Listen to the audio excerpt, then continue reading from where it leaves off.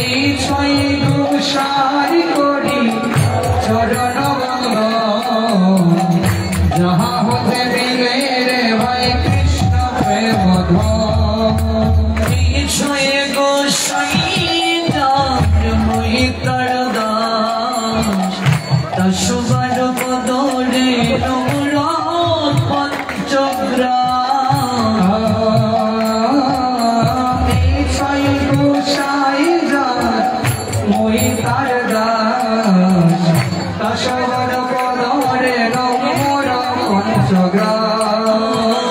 তাদের চরণ সেবি ভক্ত শুনে জন্মে জন্মে মোরাই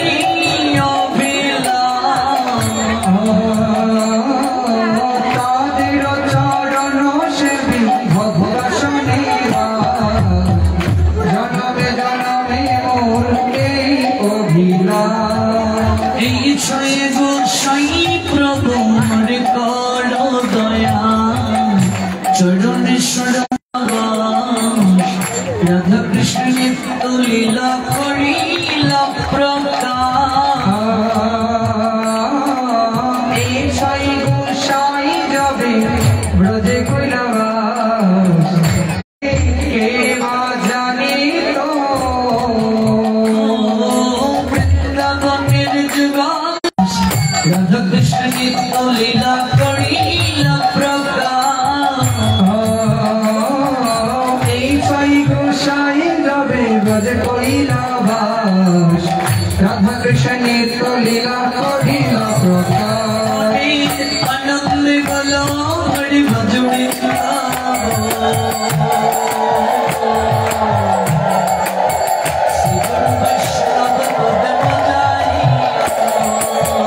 আনন্দে গল হরি ভজ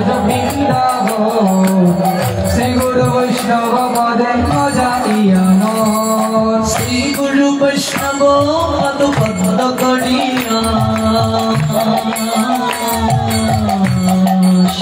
নাম সংকীর্তন করে নরোত্তম দাস ও শ্রী গুরু বৈষ্ণব পদ পদ্ম করিয়া নাম সংকীর্তন কহে নরোত্তম দাস জয় শ্রী কৃষ্ণ চৈতন্য প্রভু নিত্যানন্দ শ্রী অদ্বৈত গদাধর শ্রীবাসুদেব গৌর ভক্তবৃন্দ শ্রী কৃষ্ণ চৈতন্য প্রভু নিত্যানন্দ শ্রী অদ্বৈত গদাধর শ্রীবাসুদেব গৌর ভক্তবৃন্দ হরে কৃষ্ণ কৃষ্ণ কৃষ্ণ হরে হরে হরে রাম রাম রাম হরে হরে কৃষ্ণ কৃষ্ণ কৃষ্ণ হরে হরে হরে রাম রাম রাম হরে হরে হরে কৃষ্ণ কৃষ্ণ কৃষ্ণ হরে হরে হরে রাম রাম রাম হরে হরে হরে কৃষ্ণ কৃষ্ণ কৃষ্ণ হরে হরে হরে রাম রাম রাম হরে হরে হরে কৃষ্ণ কৃষ্ণ কৃষ্ণ হরে হরে রাম হরে রাম রাম রাম হরে হরে সবাই মিলে আমরা গাইব একটু ফ্যানটা রাউন্ড করে দাও নতুবা টিকে থাকা যাবে না সবাই কৃপা করে তো কীর্তন করুন হরে কৃষ্ণ ভূপে চারিদিকে হরে কৃষ্ণ কৃষ্ণ কৃষ্ণ হরে হরে হরে রাম রাম রাম হরে হরে সবাই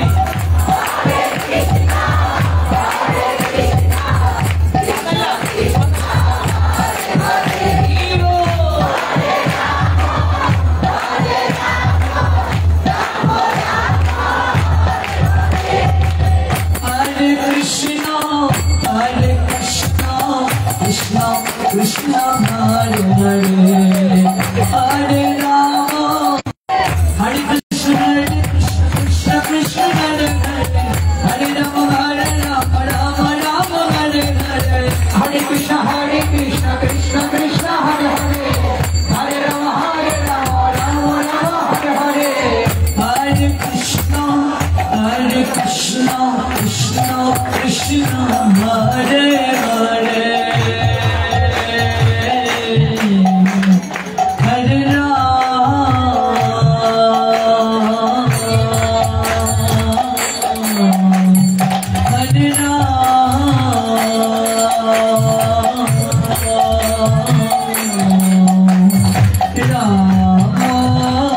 Ram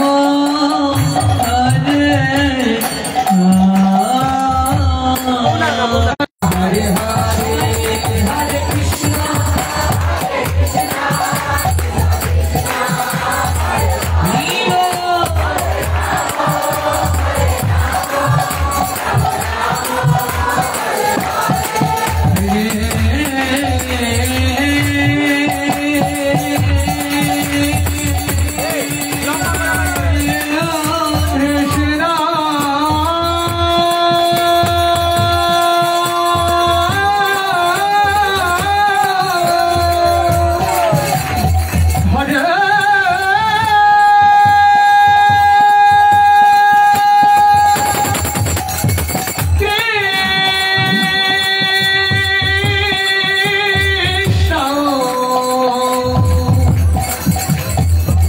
Krishna Krishna Hare Hare Hare Rama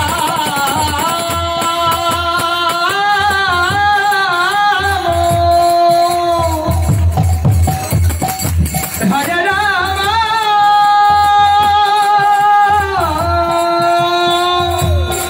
Rama Rama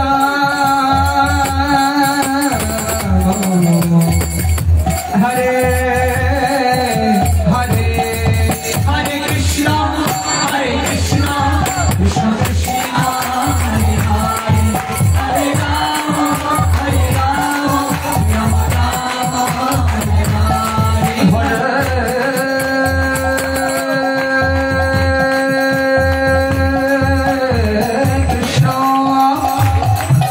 Hare Krishna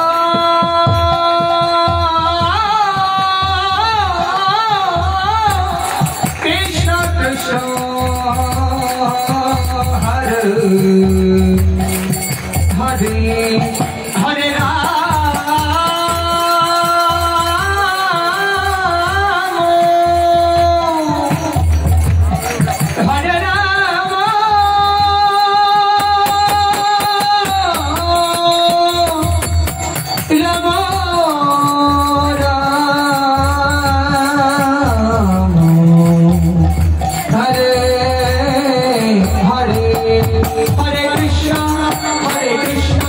Krishna Krishna Hare Hare Hare Rama Rama Rama Hare Hare Hare Krishna Krishna Krishna Hare Hare अच्छी कृपा करे 30 সেকেন্ড গৌর প্রেমানন্দে কি চমৎকার দেখাচ্ছে গো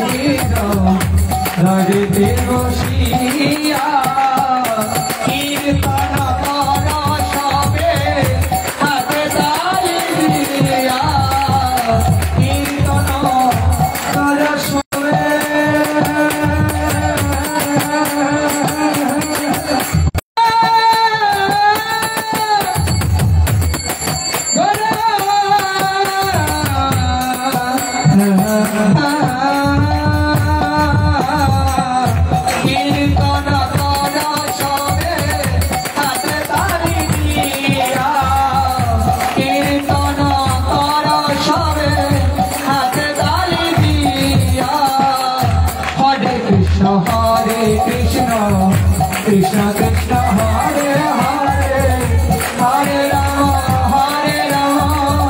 Rama Rama Hare Hare Hare Krishna Krishna Hare Hare Rama Rama Rama Hare Hare Hare Krishna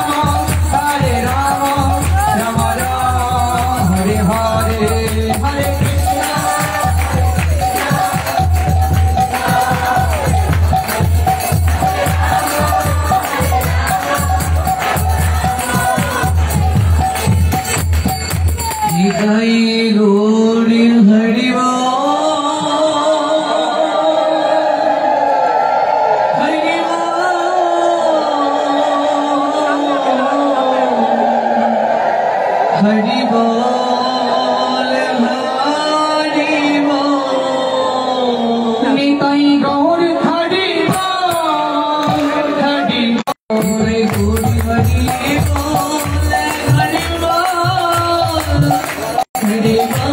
बोल हरि बोल निताई गौर हरि बोल हरि बोल हरि बोल टिकुटा कौन बड़ी दो मॉनिटरे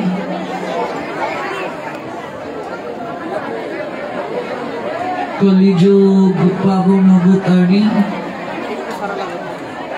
परम प्रेममय प्रेम पुरुषोत्तम परमेश्वर भगवान श्री गोविंदेर अप्राकृत कृपास्नात हये আমরা উপবেশন করেছি বাংলাদেশের মাস দামোদর মাস উপলক্ষে 9 দিন ব্যাপী অপ্রাকৃত যে যজ্ঞ অনুষ্ঠানের আয়োজন করা হয়েছে। 1 পয়েন্ট একু দাও, অল্প মনিটরে বাড়িয়ে দাও।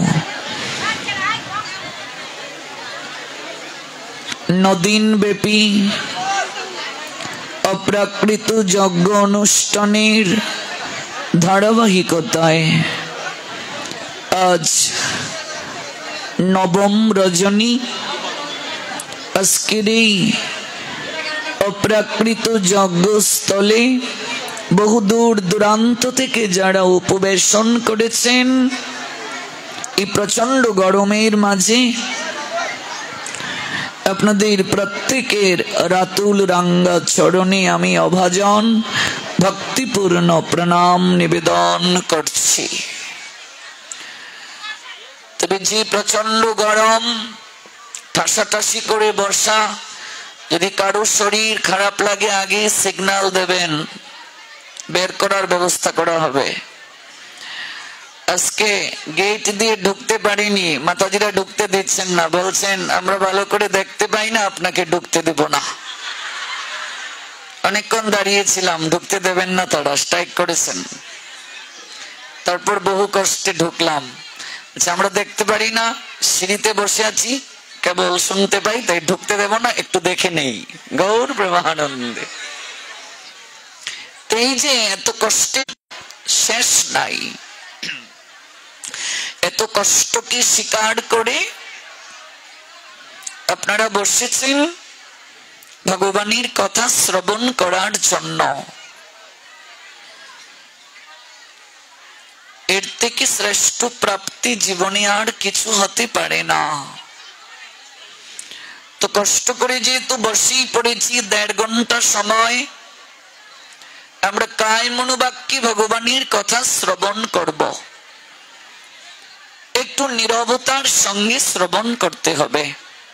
আজ যেহেতু যজ্ঞ সমাপন হবে, যজ্ঞ অন্তে আমরা পুষ্পাঞ্জলি দিয়ে যাব ভাগবতকে।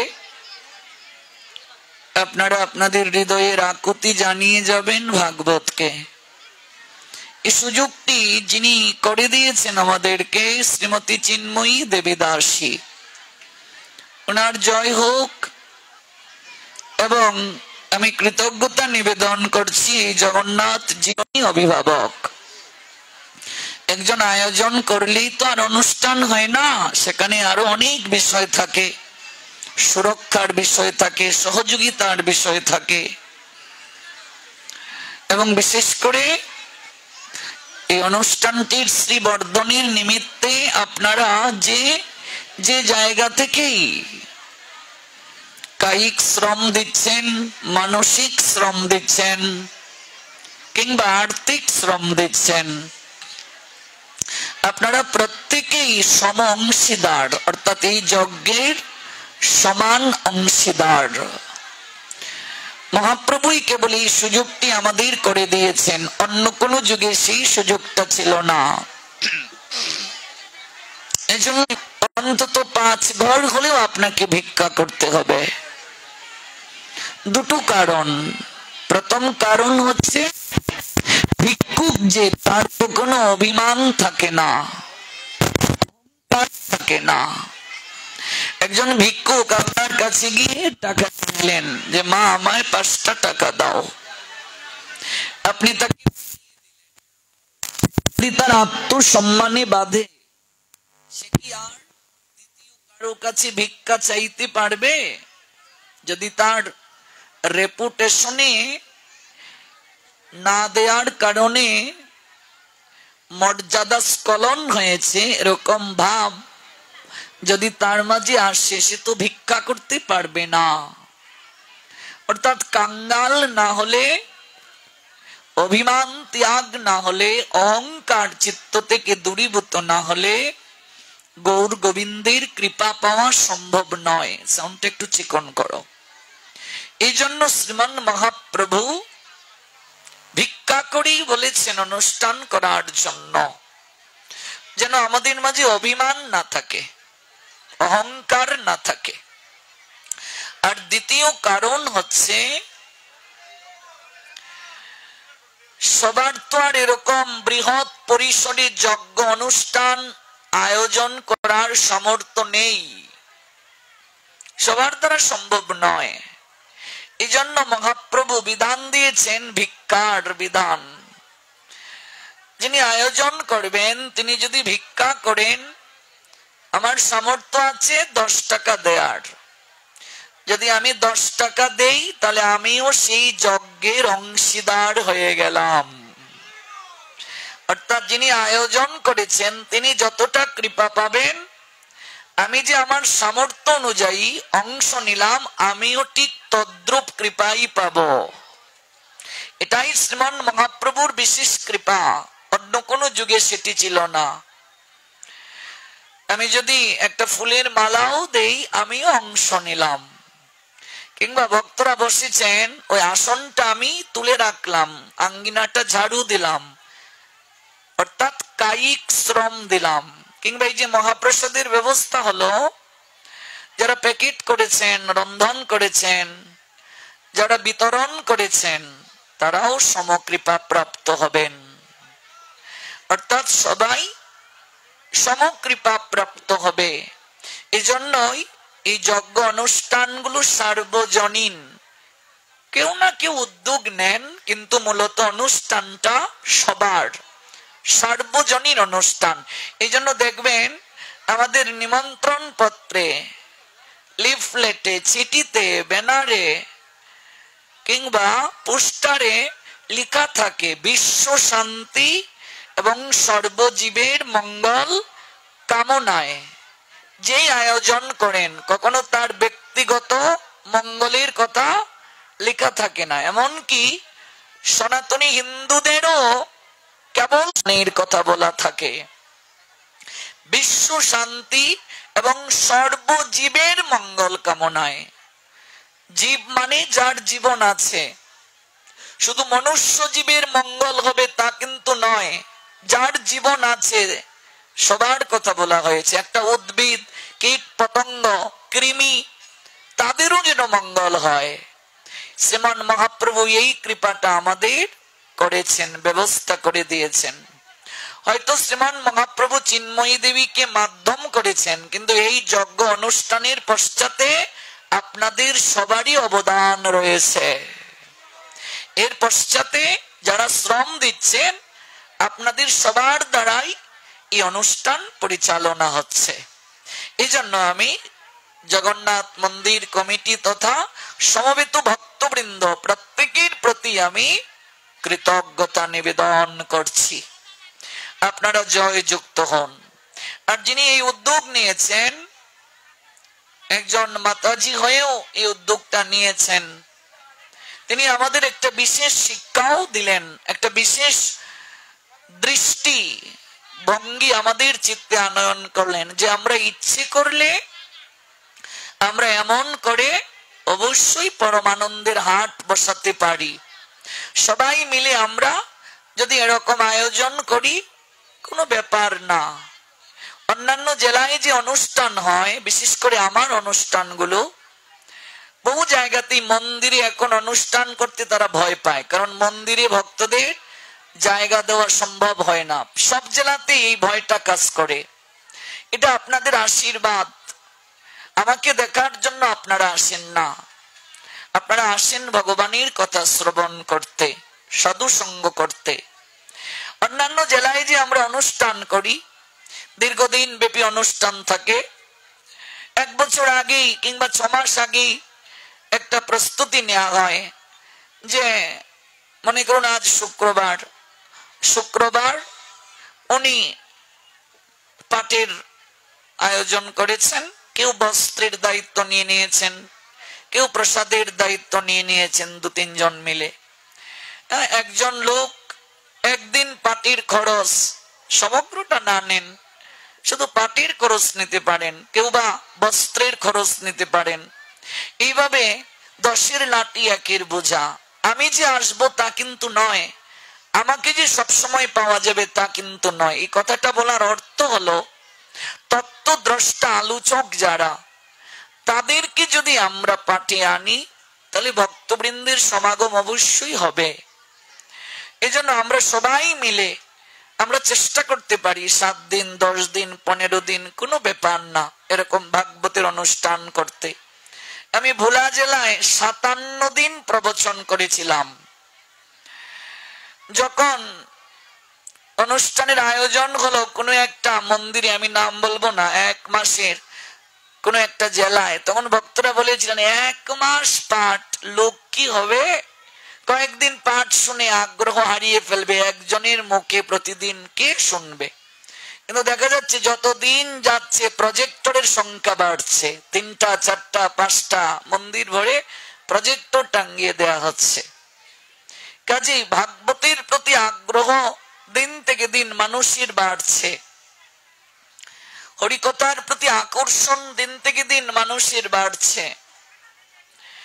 এজন্য আপনারা একটু একটু করে এগিয়ে আসুন। প্রতি বছরই এমন একটা যজ্ঞের আয়োজন হোক, প্রতি বছরই হোক। হয়তো এই নেত্রকোনা জেলার কলমাকান্দা উপজেলায় এবছরের মতো সমাপন হবে আজকে অনুষ্ঠান, এবং এই নেত্রকোনা জেলাতে আবার আপনাদের সঙ্গে সাক্ষাৎকার হবে। আমি নিমন্ত্রণ দিয়ে যাচ্ছি আগামী পৌষ মাসে, পৌষের 1 তারিখ থেকে 8 তারিখ নেত্রকোনা জেলা শহরস্থ নরসিংহ জিওরাক্রায় আপনারা নিমন্ত্রণ গ্রহণ করুন। আয়োজনকারী আমাকে অনুরোধ করেছেন নিমন্ত্রণটি পৌঁছে দেওয়ার জন্য। পৌষের 1 তারিখ থেকে 8 তারিখ শ্রী শ্রী নরসিংহ জিওরাক্রায় ভাগবত পাঠে আমি আসব, আপনারা নিমন্ত্রিত। পৌষের 1 তারিখ থেকে 8 তারিখ, অর্থাৎ কার্তিক অগ্রায়ণ, আর 2 মাস পরে আপনাদের সঙ্গে আবার সাক্ষাৎকার হবে। কেমন? এই কলমাকান্দা থেকে তো আর বেশি দূর নয়, কিংবা নেত্রকোনা যাদের আত্মীয় স্বজন আছে কয়েকদিনের জন্য নাইওর চলে যাবে, আর যাদের কেউ নাই আমাদের কাছে নাইওর চলে যাবে, আমাদের সঙ্গে থাকবে, প্রসাদ পাবে, আনন্দ করবে, নাচবে, গাইবে। তারপর মাঘ মাসেও আপনাদের আরেকটা নিমন্ত্রণ দিয়ে যাচ্ছি, সেটি হলো 13 মাঘ থেকে 19 মাঘ। মাঘ মাসের 13 তারিখ থেকে 19 তারিখ আপনাদেরই এই জেলা নেত্রকোনা জেলা বারহাট্টা উপজেলা বাউসি ইউনিয়ন কাছে, তাই না? আচ্ছা, তো বাউসি ইউনিয়ন 5 রুখি গ্রাম শ্রী শ্রী রাধা মাধব মন্দিরে, শ্রী শ্রী রাধা মাধব মন্দির 5 রুকি বাউসি ইউনিয়ন বারহাট্টা উপজেলা নেত্রকোনা জেলা, মাঘ মাসের 13 তারিখ থেকে 19 তারিখ। গতকাল আয়োজনকারী এসেছিলেন, তিনি আপনাদেরকে নিমন্ত্রণ করার জন্য আমাকে অনুরোধ করে গিয়েছেন এবং বলেছেন যদি কেউ নাইওর যেতে চান তাদের মন্দিরে পর্যাপ্ত ব্যবস্থা আছে। অর্থাৎ 7 দিন আপনারা থাকবেন ওনাদের এখানে, প্রসাদ পাবেন, আনন্দ করবেন, আত্মীয় স্বজন থাকার প্রয়োজন নেই, ওনারাই ব্যবস্থা করে দেবেন, পর্যাপ্ত ব্যবস্থা ওনারা রাখবেন। মাঘ মাসের 13 তারিখ থেকে 19 তারিখ। তাহলে এই নেত্রকোনা জেলায় এই বছর আমরা আরো আজকের পর 14 দিন আপনাদের সঙ্গে সাক্ষাৎকার পাবো। গৌর প্রেমানন্দে। এটি হলো আনন্দের সংবাদ। এই আনন্দের সংবাদটি আপনাদেরকে প্রদান করে গতকাল যেখানে ভগবানের কথার বিশ্রাম টেনেছিলাম, আজ সেখান থেকেই পুনরায় শ্রবণ করব। তবে যেটুকু সময় আমরা ভগবানের কথা শ্রবণ করব, সেই শ্রবণ যেন নিষ্ঠা সহকারে হয়, শ্রদ্ধার সঙ্গে হয় এবং কায় মনোবাক্যে হয়। ইন্টারনেটের কল্যাণে যারা আছেন আমাদের সঙ্গে, দেশ এবং দেশের বাহির থেকে, আপনাদের প্রত্যেককেই নেত্রকোনা জেলার কলমাকান্দা উপজেলার ভক্তবৃন্দের হলুদ রঙের রেশমি কাপড় পরিধান করেছিলেন। আর কি করলেন? হাত বড়া কঙ্কন পরলেন। কঙ্কন মানে চুড়ি। গতকাল বলেছিলাম কেবল শঙ্খ পরিধান করবে না, শঙ্খের সঙ্গে অবশ্যই চুড়ি পরিধান করবে। তো তিনি কঙ্কন পরলেন। কঙ্কন গুলো যেন নৃত্য করছে। মা যখন দধি মন্থন করছেন, ওই কঙ্কন গুলো একটি আরেকটির সঙ্গে স্পর্শ করে শব্দ হচ্ছে, ঝনঝন ঝনঝন শব্দ করছে। আর কুণ্ডল, কর্ণের কুণ্ডল নৃত্য ছলে মাকে অভিনন্দন জানাচ্ছে। ঝুমকাগুলো নৃত্য করছে, করে মাকে অভিনন্দন জানাচ্ছে। কঙ্কন গুলো যেন মাকে উপলব্ধি করাচ্ছে যে হস্ত দ্বারা ভগবানের জন্য আমরা ধন্য, সেই হস্তে থেকে। তবে আমরা হস্তে না থেকে যদি চরণে আমরা কষে পড়তাম, তাহলে আমাদের আরো পরম আনন্দ হতো। আর মা মস্তকে কবরীতে মালতী পুষ্প গুজে দিয়েছেন। কবরী মানে খোফা। খোফা তো নিশ্চয়ই বুঝেন, চুলের যে খোফা, সেখানে মা যশোদা মালতী পুষ্পের মালা, মালতী পুষ্পের মালা তিনি গুজে দিয়েছেন। ওই পুষ্পগুলো মায়ের খোফায় থেকে ওরাও যেতে, সব পুষ্প কি আর গোবিন্দের চরণে উৎসর্গ হয়? যে পুষ্পটা গোবিন্দের চরণে উৎসর্গ হলো, তার পুষ্প হয়ে জন্ম নেওয়া সার্থক হয়ে গেল। কাননে তো কত পুষ্প ফুটে মা, রাজিতে কত ফল ধরে, সব ফল কি আর গোবিন্দের সেবায় লাগে? যে ফলটা গোবিন্দের ভোগে লাগলো, তার জন্ম সার্থক হয়ে গেল। আচ্ছা, কত পুষ্প আমরা কত জনকে দেই, কিন্তু যে পুষ্পটা গোবিন্দকে দেয়া হলো, বুঝে দিতে পারতাম। কামুক ব্যক্তি যায় কোথায়? ইন্দ্রিয় তৃপ্তির জন্য গণিকালয়ে যায়। গণিকা নিশ্চয়ই বুঝতে পেরেছেন, দেহ ব্যবসা যে করে।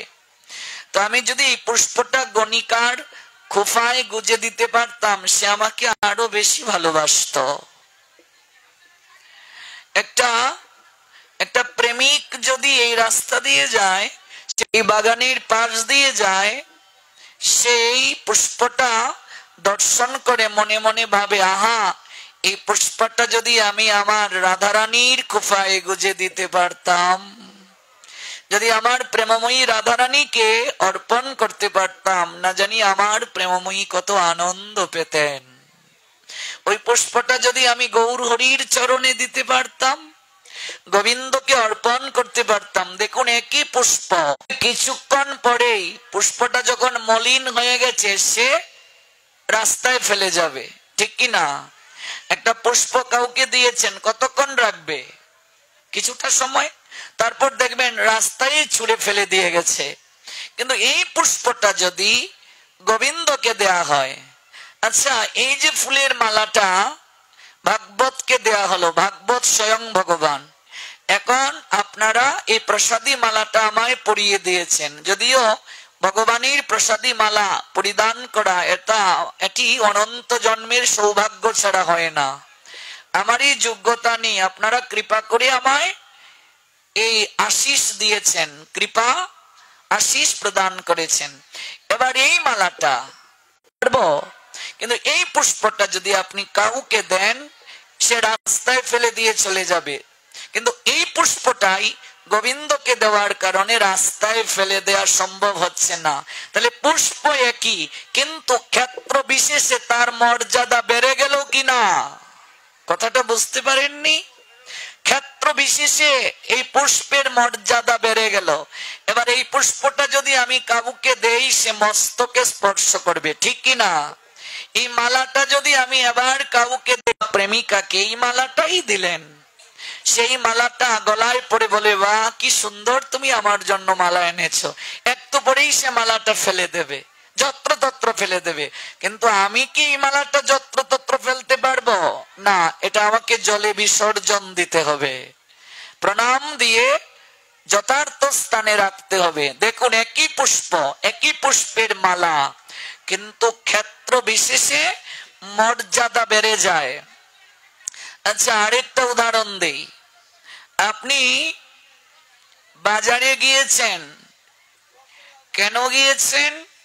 আপনি বাজারে গিয়েছেন 1 কেজি চিনি কিনবেন।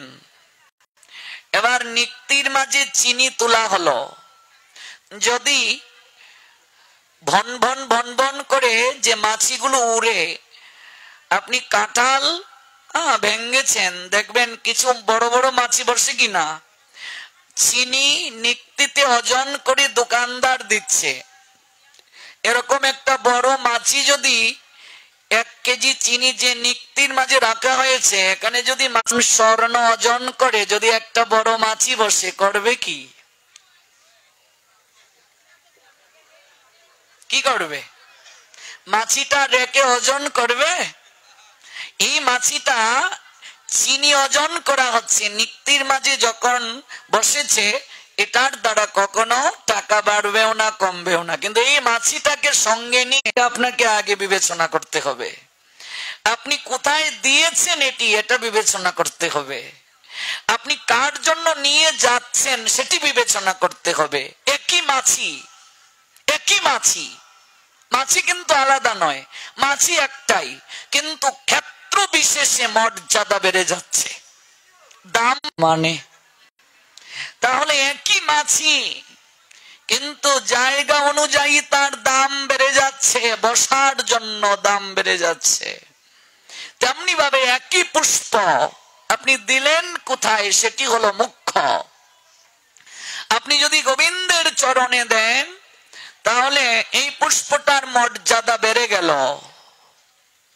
এই পুষ্পটাকে প্রণাম দেবে মানুষ যত্র, কারণ এই তুলসী পত্রটা যদি চরণে পড়ে, এই পুষ্পটা যদি চরণে পড়ে, তাহলে অপরাধ হবে কি না? এই জন্য কখনো মনে রাখবে, নিবেদিত মালা ঢিল দিয়ে দিতে নেই। যদি দিতে হয়, যদি কেউ নিয়ে যান, সেটি সম্মানের সঙ্গে প্রণাম দিয়ে নেবেন। কিন্তু পুষ্পগুলো ছিঁড়ে উড়িয়ে যদি দেয়া হয়, তাহলে কারো চরণে পড়বে এবং অপরাধ হবে।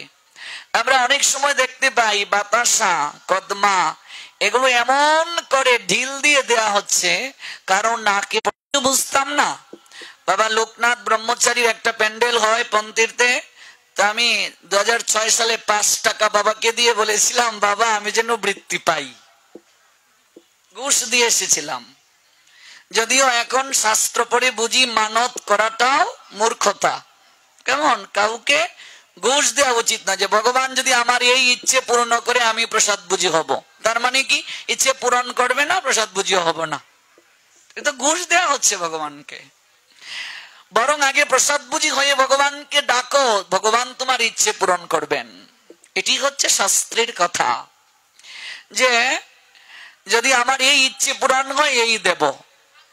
তো আমি ভগবানের প্রদত্ত জিনিস ভগবানকে লেনদেন করছি, আমি ঘুষ দিচ্ছি। তো আগে তো বুঝতাম না, 5 টাকা দিয়ে এসেছি বাবাকে, এবার এমন করে খেলনা দেয়া হচ্ছে, আমি দেখেছিলাম এক মাতাজির চুকের মাঝে এসে খেলনা পড়েছে, একেবারে বড় হরি হরি বল চুক। এই যে ঢিল দেয়া হচ্ছে বাতাসা, খেলনা কারো চুকে পড়ছে, নাকে পড়ছে, মুখে পড়ছে, চরণে পড়ছে, এটিও উচিত নয়, পারি না।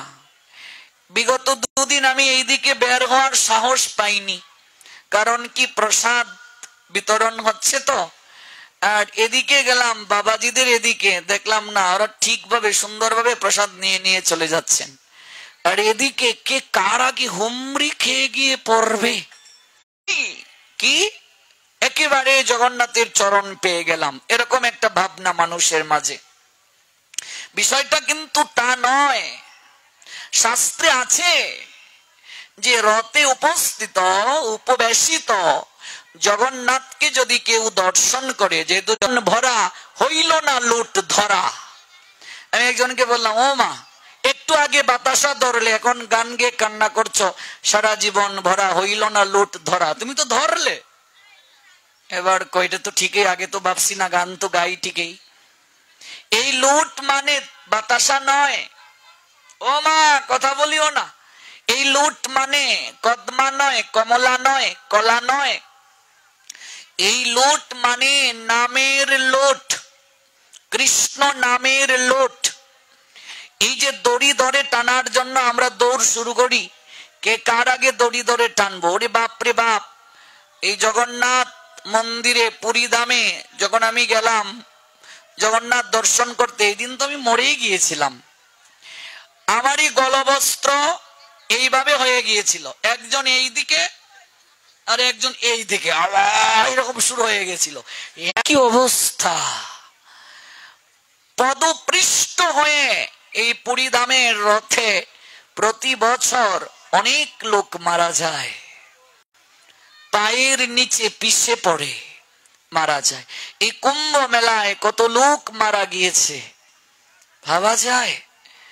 মানুষ সবাই ছুটছে, সবাই যাচ্ছে, কে কার আগে দড়ি ধরবে।